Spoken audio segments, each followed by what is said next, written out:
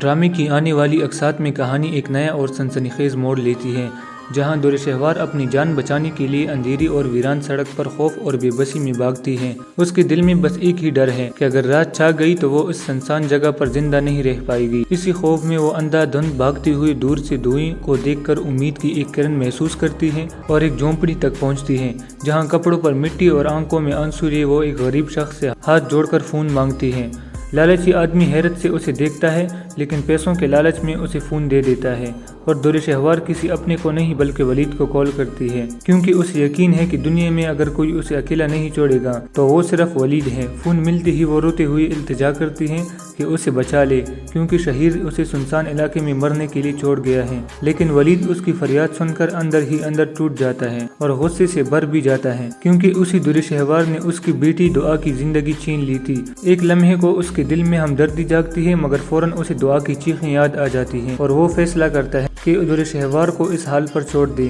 دوسری طرف تیمور بے چین ہو کر شہیر سے پوچھتا ہے کہ دور شہوار کہاں ہے، مگر شہیر طنزیہ انداز میں کہتا ہے کہ ایسی بیوی سے اللہ ہی بچا سکتا ہے، اور کال کاٹ دیتا ہے۔ تیمور کی مایوسی اور بڑھ جاتی ہے اور وہ ولید سے رابطہ کرتا ہے، مگر ولید سخت لہجے میں کہتا ہے کہ دور شہوار اس کے پاس کیوں آئے گی، وہ تو اس کی بیٹی کی قاتل ہے، اور اب اس سے کیا چاہتی ہے۔